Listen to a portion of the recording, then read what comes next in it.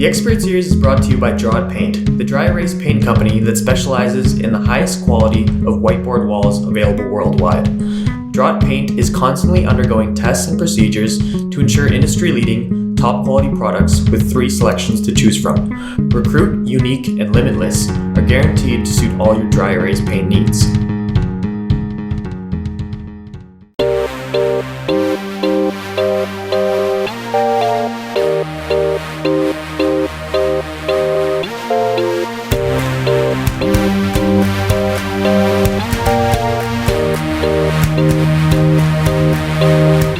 My name's Elias Everett. I'm a real estate broker. I do a variety of types of brokerage, mainly commercial. I do a little bit of residential on the side. Most of my commercial properties are industrial related properties such as warehousing. I live in the Bronx, been living there the last 5 years. I grew up just outside of the Bronx, so I'm very familiar with the neighborhood. Went to school in Syracuse, and I was a realtor up there for a little bit, and then came back down to New York. I'm from around here, so yeah, now I'm back here. And I've been doing real estate for 7 years now, 7.5 years. Really enjoy it. There's a lot to do in this area in regards to real estate.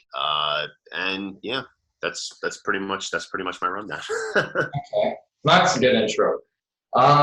So how long is it that you said you were in the Bronx?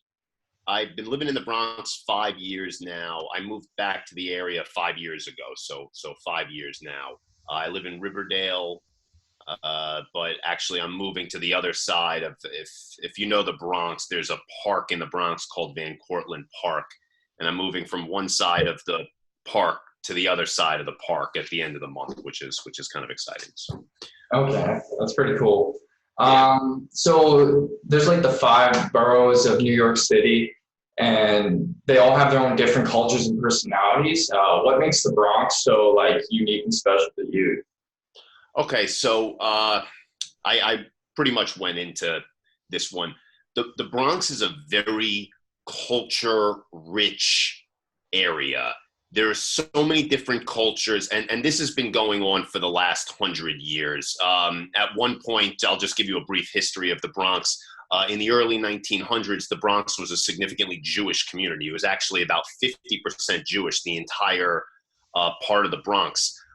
There was a huge Italian population in a neighborhood called Belmont. You've heard of Little Italy. If you saw the movie, what was the movie with the near?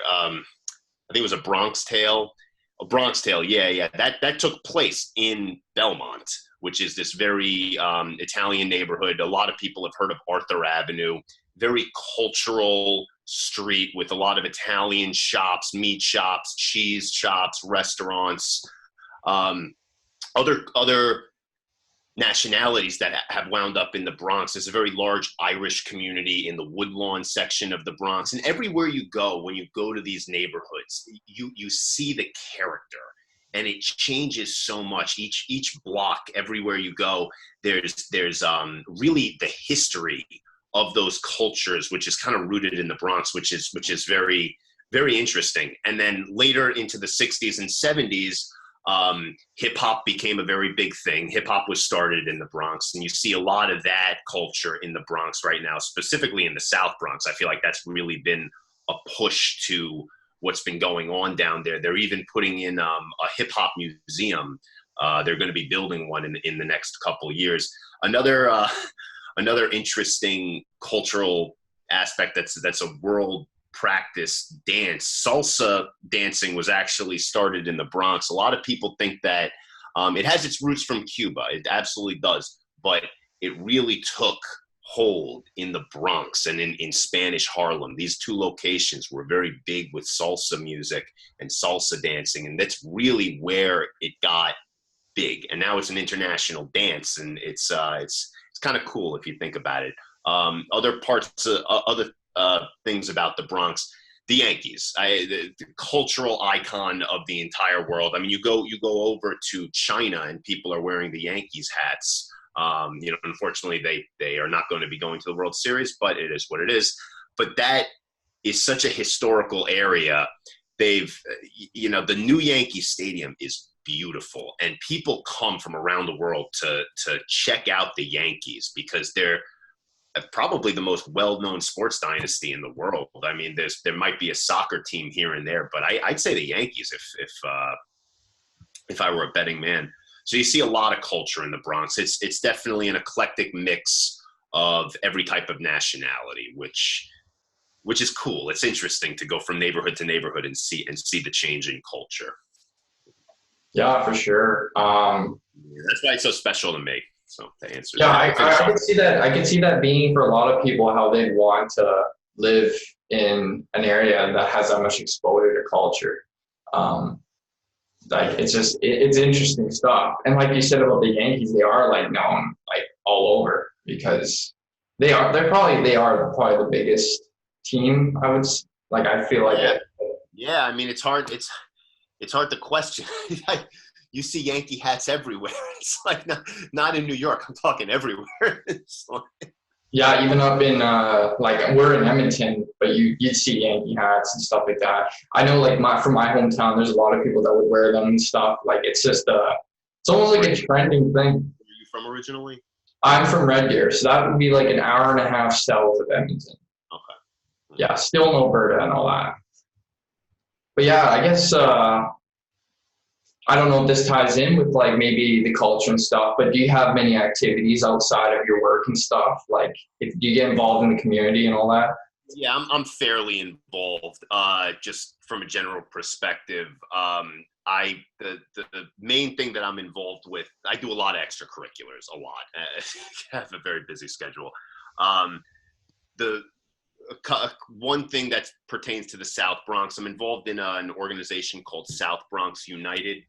It's a youth program that it's geared towards children of immigrants, and it's an educational and athletic program where the kids who are in high school, it's 9 through 12. The goal is to get these kids into college. That's really the goal. They come for tutoring 2 days a week on Mondays and Wednesdays, and then they have soccer practice on a travel team throughout the week. And then they have games on the weekends. It's both boys and girls. They have a boys division and a girls division. That's very important to me. I've been involved with this organization for about 4 years now. I'm a tutor. I'm a volunteer tutor, but it's great because you really get to engage the youth. And most of the kids are from the Bronx. They come from schools in the Bronx, but some of them come from Manhattan. But it's just a really good program because it helps kids who do not get certain opportunities because of where their parents come from. And it really gives them the opportunity and focuses them to get into school, because we're really living in a society today where you need this piece of paper that says that you're qualified to get a job. So it's very, very good to put these kids forward. And we're fairly successful in helping these kids move on. So that's a big organization I'm involved with in the South Bronx. Other than that, I'm involved. I'm a Syracuse University alumni, and I'm on the board for the New York City Syracuse alumni group called Big Apple Orange. So that keeps me fairly involved. I'm involved in other organizations. I'm involved in the Jewish board for the junior board for the Jewish Board for Family and Children's Services. So that keeps me occupied.